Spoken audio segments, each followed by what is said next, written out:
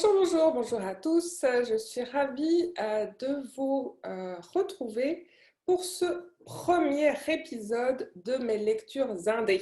Indé avec un beau Z, comme Zorro, le justicier. Ben moi, je me dis que je vais être une tribune pour les auteurs et autrices indépendantes. Et donc, j'inaugure cette tribune avec une auteure québécoise, une écrivaine québécoise. Alors, première question, Mélanie. Avant de te présenter, est-ce que tu préfères auteur ou autrice? Parce que chez les écrivaines féminines, c'est toujours le grand débat. Je te dirais que c'est ma formation académique qui vient me nuire à ce volet-là, parce que je sais que la vraie forme, donc, qui est acceptée par l'Office de la langue, c'est autrice. Mais moi, ça m'écorche les oreilles, donc j'ai décidé de contourner le problème et de m'appeler écrivaine. Alors, laisse-moi te présenter. Donc, Mélanie est une écrivaine québécoise. Même si nous sommes présentement sur Zoom, eh bien, nous habitons pas loin l'une de l'autre dans la belle région de la magnifique ville de Québec. Mélanie, ça fait 3 ans que tu écris, puis là, tu te lances dans ta troisième saga, si je ne me trompe pas. J'écris depuis plus longtemps que ça, mais oui, Tu publies depuis 3 ans. je suis C'est publiée vrai, tu as depuis raison, 3 ans. Exact. la nuance est importante. Alors, nous allons passer un moment ensemble, Mélanie, pour parler justement de ta nouvelle saga. Le tome 1 va sortir le 30 septembre. J'ai eu le grand plaisir de la lire, de lire ce roman, de le lire en avant-première. J'ai eu le grand plaisir et le privilège. C'était une lecture que j'ai énormément appréciée. Nous allons en parler dans un instant. Mais avant ça, j'aimerais savoir, Mélanie, qu'est-ce qui t'a amené à écrire et publier?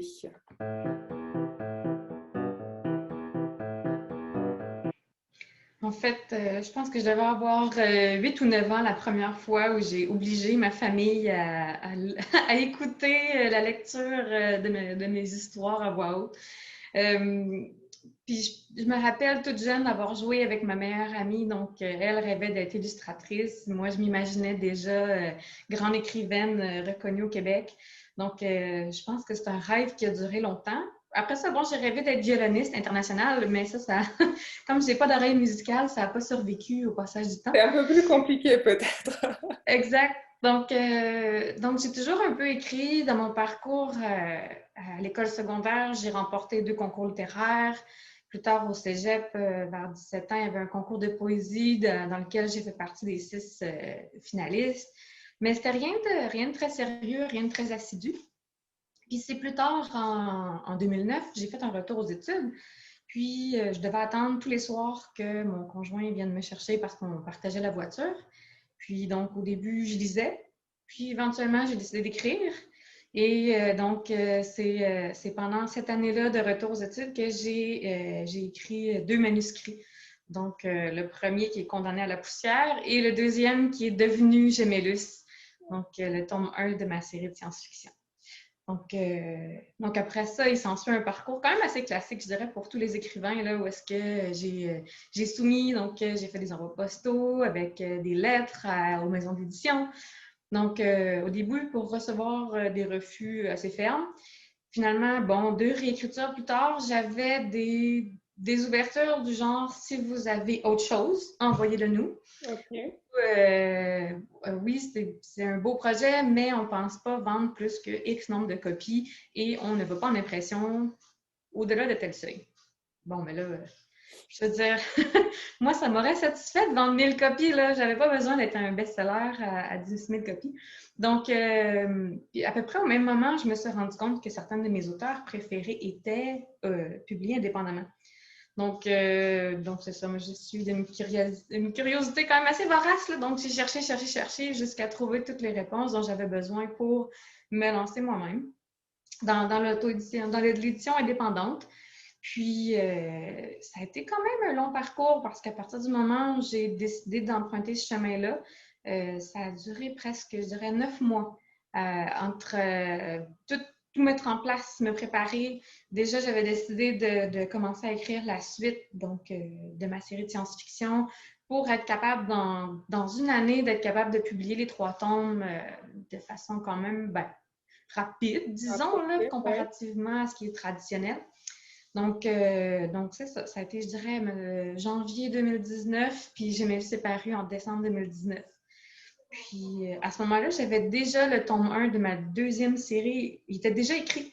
Ok, donc Donc, la série de fantasy. exact. Donc je me suis dit que ma série de science-fiction allait être un peu comme un tremplin, une occasion d'apprendre, de développer mes qualités Un laboratoire d'entrepreneur. d'expérience. C'est ça, exact. Donc cette série-là m'a servi pour apprendre, puis donc de tout ça, j'ai utilisé toutes ces connaissances-là pour lancer ma deuxième série de fantasy. Et je continue de capitaliser là-dessus avec ma toute nouvelle série. Donc c'est je dirais que c'est un peu une roue qui tourne. Là. On vient, on s'emballe, on s'entraîne, puis un beau momentum là, qui s'atteint quand on persévère. Tu nous as dit que justement tu avais commencé par la science-fiction, ensuite tu as écrit une saga de fantasy urbaine, et puis là ta nouvelle saga qui s'appelle La Chronique des Joyaux et dont le tome 1 sort le 30 septembre et qui s'intitule Le Crépuscule Violet, est aussi de la fantasy, mais de la fantasy épique. Alors est-ce que on peut parler un petit peu des différents genres littéraires? Les 3 genres tombent sous la coupe de la littérature de l'imaginaire. Donc, on Oui. peut parler de genres cousins. Là. Donc, c'est tous assez proches parents. Au niveau de la science-fiction, on se projette généralement dans l'avenir avec des technologies auxquelles on n'a pas accès. Par contre, il peut des fois y avoir une petite touche de surnaturel ou fantastique. Dans mon cas, ma série de science-fiction, c'est un sous-genre qu'on appelle le space opéra. Donc, où est-ce que c'est ce qui fait référence au soap opera, donc de grande envergure avec beaucoup de personnages. Dans ce cas-ci, dans le cas du space opéra, on voyage de planète en planète, donc c'est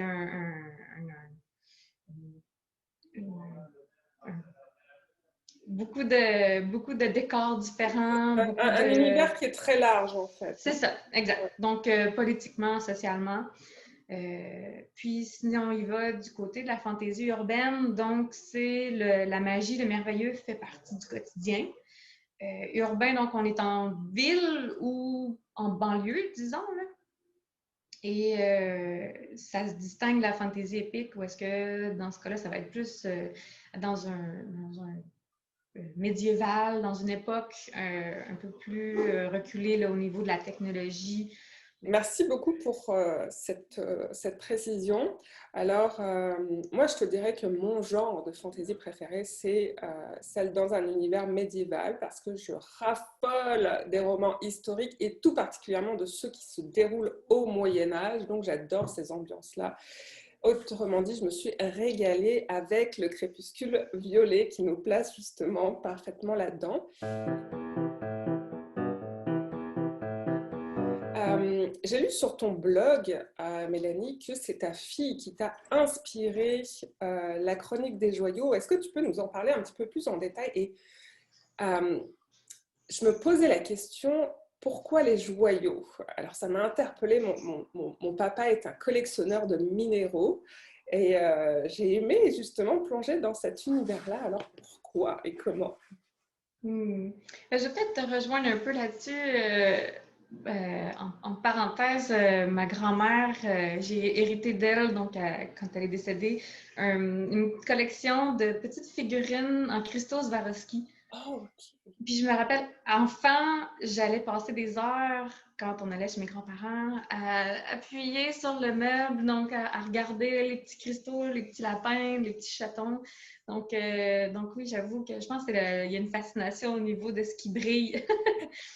Mais sinon, pour ce qui est de l'histoire, en fait, j'avais un désir de raconter une histoire où est-ce qu'il y aurait eu une entité vivante mais qui n'aurait pas été une créature, un bipède ou un animal ou quelque chose comme ça.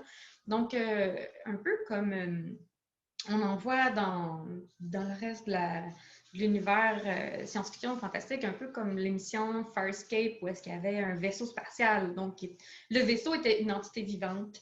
Dans la littérature, on a aussi Anne McCaffrey avec le vaisseau qui chantait. Il y a un autre auteur contemporain que j'aime bien, c'est Ilona Andrews, donc c'est la chronique, c'est en anglais, là, Innkeeper Chronicles, donc où est-ce que l'auberge est vivante. Ok. Puis ça me dévorait d'écrire une histoire avec une entité comme ça, mais j'avais rien, j'avais pas de cadre, j'avais pas plus d'inspiration que ça. Puis par un beau jour d'été, je pense, moi et ma fille, on est dehors, je suis en train d'arracher des mauvaises herbes sur ma terrasse. Puis ma fille, il faut savoir qu'elle n'arrête jamais de parler. Jamais. donc, elle me parle pendant que j'enlève les mauvaises herbes. Puis finalement, elle me dit, maman, c'est laquelle ta Barbie préférée? Là, mon Dieu, je sais pas, là, la brune du milieu, là. Elle me répond, est-ce que je peux te dire c'est laquelle la mienne? Je suis bien sûre. Elle dit, est-ce que c'est correct si c'est une Barbie qui n'existe pas? Bien sûr. Donc, elle part sur cette histoire-là. Je pense qu'elle a dû. J'ai eu le temps de finir la terrasse le temps qu'elle me raconte son histoire. Donc, c'est sûr que c'était un peu décousu parce qu'à l'époque, elle avait 6 ans, je crois. Donc, il y avait cette princesse avec son meilleur ami qui était un chien ailé, un voleur qui venait pour voler une énorme pierre magique qui se trouvait au plus haut de la tour. Donc, déjà, pour toi qui as lu l'histoire, tu sais que j'ai quand même modifié certains détails. C'est pas une princesse. Le joyau n'est pas tout en haut de la tour. Mais vraiment, mon imagination s'est emballée complètement. Je me suis mis à avoir tout plein de scénarios, tout plein d'idées. Puis là, j'ai demandé, est-ce que tu donnes la permission à maman de prendre ton idée pour écrire une histoire? Puis là, ah oui. Puis c'était son histoire. Maman allait écrire mon histoire. Donc, donc, elle était vraiment emballée, puis elle a suivi de près là, le choix de la couverture, puis le développement de l'histoire et tout. Donc c'est ça, elle a une liste des personnages dans sa chambre. Là. À quel âge est-elle rendue maintenant, Mélanie? Elle a 8 ans. 8 ans. Oh, Oui. super. Et puis, ils sont très critiques à cet âge-là, très pointilleux sur les détails. Oui. Donc, il y a des modifications qui n'ont pas eu son approbation, là, mais sinon, elle est vraiment très contente. Elle est super fière de pouvoir dire que maman a écrit son histoire.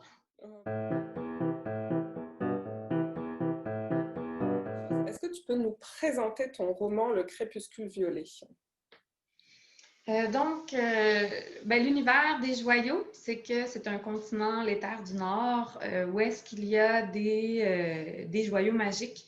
Et pour que chacun de ces joyaux-là fleurisse, ça leur prend un seigneur, un maître d'armes et un avatar qu'on appelle des précieux ou des précieuses.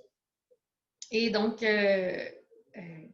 par le passé, cet équilibre-là a été rompu dans un des châteaux et il y a une corruption qui s'étend tranquillement sur le continent et qui menace maintenant les autres châteaux.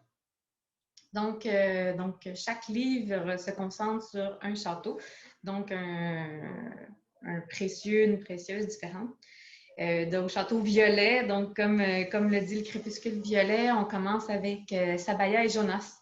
Donc, Sabaya a perdu son maître d'armes dans des circonstances plutôt tragiques et elle attend que son seigneur revienne avec un candidat possible.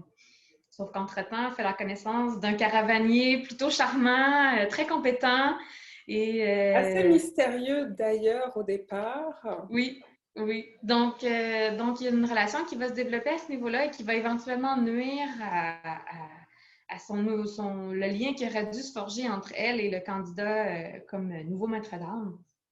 Et le château fait face à des attaques de créatures qui sont aussi un peu étranges, donc ils ont appelé des gargouilles. Si le château veut survivre, si le joyau veut continuer de s'épanouir, il faut absolument que Sabaya se lie à un maître d'armes compétent pour repousser la menace.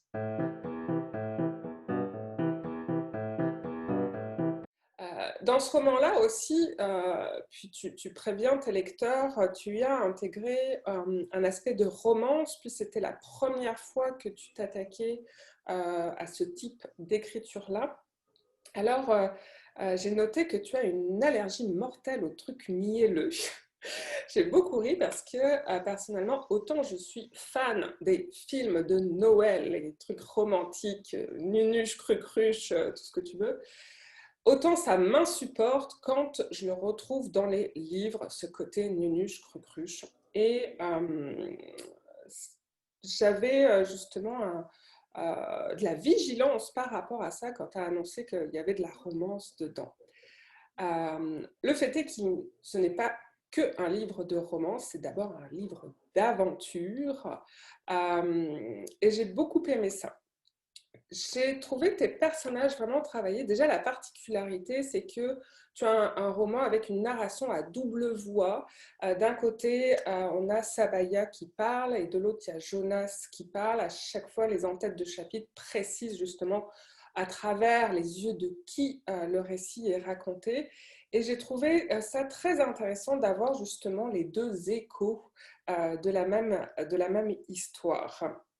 J'ai trouvé aussi, c'est un exercice qui est difficile en termes d'écriture parce qu'il faut que les deux voix soient bien distinctes et que si on prend le livre au hasard, on sache tout de suite est-ce que c'est Sabaya ou est-ce que c'est Jonas qui parle, et tu as très très bien réussi cette approche-là, j'ai très apprécié.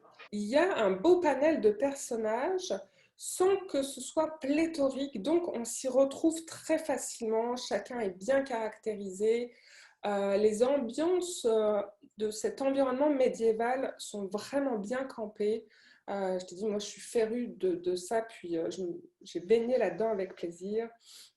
Il y a de belles scènes de combat, les scènes de banquet. En tout cas, j'ai trouvé que c'était très bien travaillé. Je l'ai lu, somme toute, rapidement.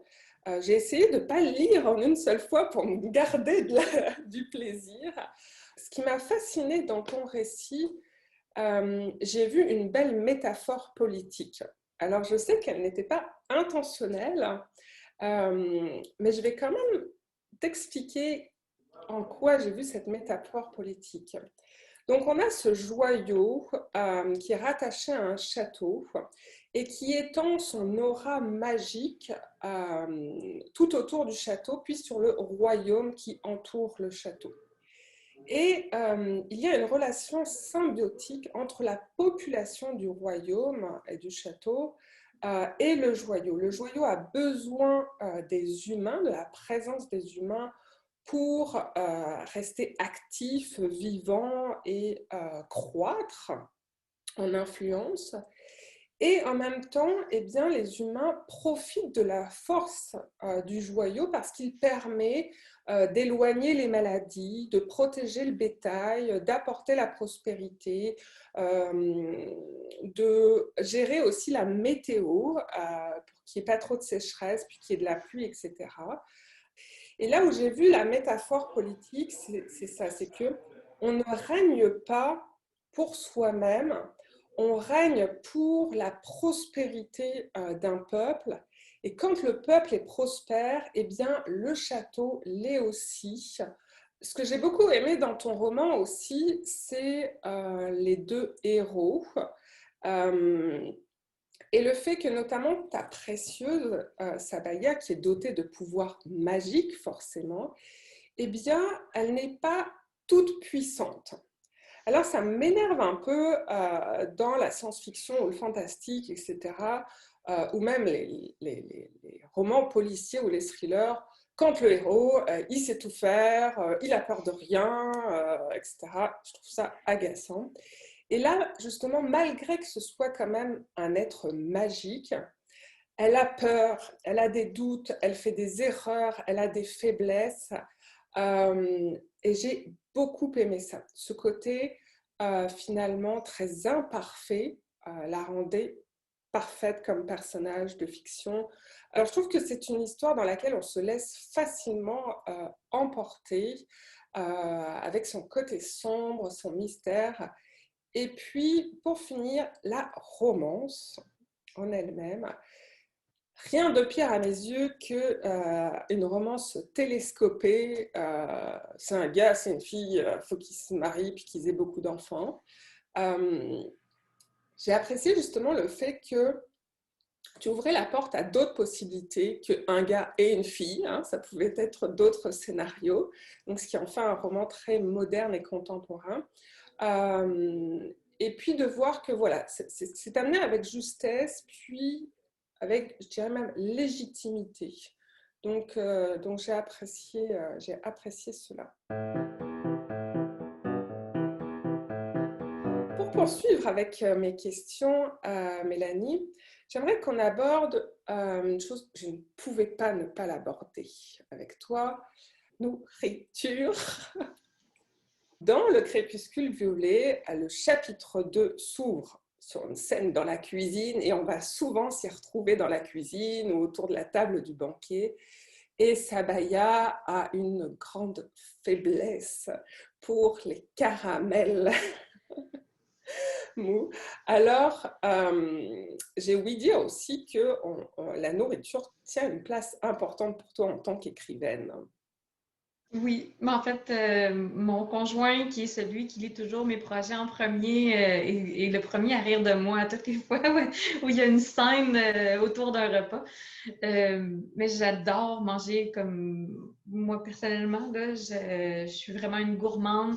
Moi, c'est du chocolat, par contre, contrairement à Sabaya, mais je dirais, c'est un plaisir de manger, d'inviter des gens, le plaisir de la table, de recevoir, de cuisiner. Donc c'est ça. Mon conjoint et moi, on a fait une première démarche de perte de poids il y a plusieurs années. Puis évidemment, ben, on ne veut pas se restreindre, mais on ne veut pas non plus abuser des bonnes choses.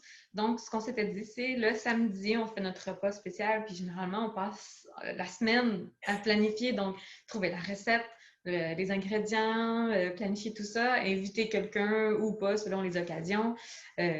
Donc, c'est sûr que le confinement avec la pandémie a été dur moralement pour nous pour ça, mais sinon, il est arrivé qu'on fasse des livraisons de desserts chez des amis.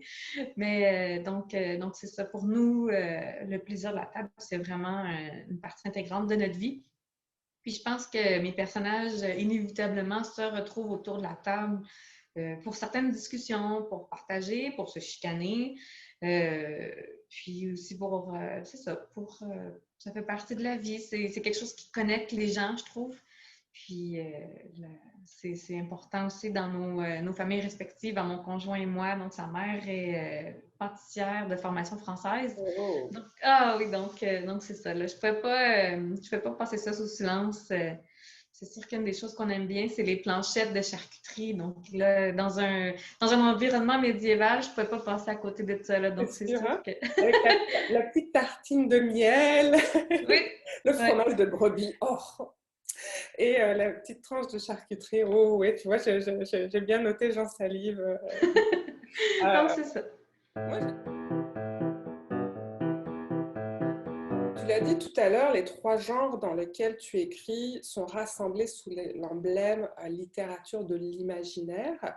Quelle est la démarche pour toi en tant qu'écrivaine sur la création de l'univers? Parce que là, on a aperçu le royaume du château violet dans ce roman-là. On a ouï dire d'autres royaumes qui existent, et puis les terres du Nord, les territoires du Sud. Donc, on voit qu'il y a vraiment tout un univers. Comment tu crées cela? Je le vois un peu comme du tricot. Donc, on commence avec quelques mailles, puis on ajoute une ligne, on ajoute une rangée à chaque fois. Puis, quand je pars avec une idée, c'est un peu ça. Donc, j'ai quelques mailles, puis je tricote autour jusqu'à éventuellement avoir un foulard au complet. Donc, puis c'est généralement de question à question. Euh, Ça se fait pas, en tout cas, moi, personnellement, je suis pas nécessairement capable de le faire en vase clos. Donc, souvent, c'est mon conjoint qui va m'aider à ce niveau-là. Donc, on va se renvoyer la balle. Il va me poser des questions. Comme justement dans l'univers des joyaux, les châteaux ont des garnisons, donc des soldats formés, armés. Puis là, il me disait, oui, mais si les châteaux ne peuvent pas s'envahir les uns les autres du fait où ils sont fixes dans l'espace, c'est pourquoi il y aurait des armées? Ah, bon, ben justement, il y a le continent du Sud, puis il y a des nomades, il y a des pirates sur la mer. Donc, en répondant à chacune de ces questions-là, on ajoute des mailles supplémentaires qui viennent qui viennent enrichir l'univers parce que même dans notre quotidien, il y a une complexité à nos relations, à tous les aspects de notre vie. On n'est pas unidimensionnel. Puis c'est ce que je cherche souvent à reproduire sur le papier. Là. Donc, il n'y a pas juste, c'est pas juste cause A, conséquence B. Il y a toujours plus qu'un facteur qui vient nous influencer. Donc, c'est un effort que je fais.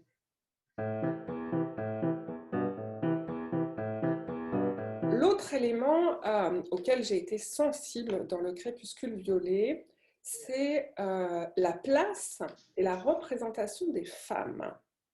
Parce qu'on a parlé de Sabaya, la précieuse, mais finalement, il y a beaucoup d'autres femmes qui tiennent des rôles d'envergure dans ce récit. On a Tarine, qui est l'intendante.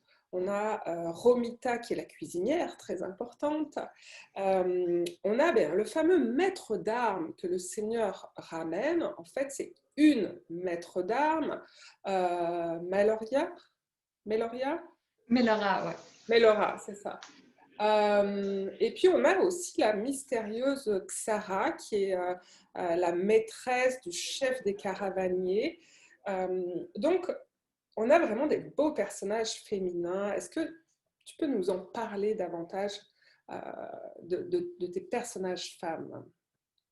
Je dirais que c'est quelque chose qui m'est venu au fil de ma carrière d'écrivaine. Mon premier roman, Gemellus, on pourrait m'accuser ou presque du syndrome de la Schtroumpfette. Donc, il y a, dans le livre, il y a deux femmes qui ont une conversation qui ne porte pas sur un homme. Donc, je passe le test, mais je veux dire de 2 lignes. Là. Donc, par après, mais j'avais écrit le livre qui avait été fortement influencé par mes frères aînés. Puis, plus jeune, j'étais un peu un petit garçon manqué. Donc, la féminité, c'était pas une préoccupation pour moi. Je voyais pas la différence, je voyais pas l'importance. Je dirais que c'est plus en devenant maman, donc d'une petite fille, que ça a pris de l'importance à mes yeux. Puis au fil du temps, évidemment, on a été sensibilisés par des événements d'actualité au fil des dernières années. Donc, c'est devenu important pour moi de représenter les femmes. Puis, parce qu'une femme forte, c'est pas une femme masculine dans mon esprit à moi. Puis, c'est ce que je voulais vraiment. J'ai fait un effort conscient pour ça. Je voulais que Sabaya soit une femme forte, mais pas en étant à l'effigie d'un homme, un homme manqué. Je voulais vraiment qu'elle vive sa féminité, puis que sa féminité soit vue comme une force par ses pairs, par les gens autour d'elle. Donc, pour moi, c'était vraiment important. Ce que j'ai apprécié, c'est que ça n'en fait pas non plus un roman féministe. Et que c'est bien équilibré, les relations entre justement les hommes et les femmes sont vraiment bien équilibrées. Donc il y a une belle place des femmes sans tomber dans du féminisme basique, entre guillemets. Je te recommande vraiment la lecture. C'est un très bon moment, un beau moment d'évasion, d'aventure. J'en ai peu parlé, mais il y a des belles scènes d'action aussi. Où moi, j'ai plutôt lu ton livre le soir, puis il y avait des moments où je dis ok, là, je vais arrêter là parce que je pense que sinon, je ne vais pas dormir. Quand je m'en viens là, avec un gros affrontement de gargouilles, je fais ok, respire, referme, on va garder la suite pour demain. Donc, c'était plaisant, ça aussi, d'avoir ce petit frisson et puis et les scènes de combat qui sont bien amenées, de suspense, etc. Et, des actes d'héroïsme de personnages auxquels on ne s'attend pas et inversement. Donc, beaucoup de belles surprises et de quoi contenter le lecteur. L'accueil du tome 1 était excellente là, dans mon équipe élargie, là, donc celle comme toi qui l'ont eu en avant-première. Toutes les réactions sont excellentes. Donc c'est ça. Je suis impatiente de partager tout l'univers avec vous. Mélanie, peux-tu nous dire donc date de sortie officielle du Crépuscule Violet le 30 septembre, donc le moment où je mettrai en ligne cette vidéo. Où est-ce qu'on peut acheter ton livre et sur quel format? Donc, au format papier broché, et c'est seulement sur Amazon. Mais au format numérique, il est disponible sur toutes les plateformes. Donc, Amazon, Apple Books, la Fnac, pour ceux qui ont des appareils Nook, sur Kobo, Kobo Plus, pour ceux qui Ok. auraient l'abonnement. Il est sur des librairies en ligne comme Vivelio, Tolino, Scribd, si je ne me trompe pas. À Donc, peu près partout, là. oui, oui, oui, oui. Et ben, en fait, Ok, super. l'accessibilité pour moi, c'est important. Donc, j'ai une série qui est inscrite dans Kindle Unlimited, le programme exclusif d'Amazon. Mais sinon, là, mes autres séries, je commence toujours par les relâcher dans le monde, donc pour que ce soit disponible au plus de gens possible. Puis aussi à peu de frais, là, donc avec les services de bibliothèque, parce Oui, que la lecture, je trouve que c'est important, puis ça ne devrait pas être cloisonné par les moyens financiers.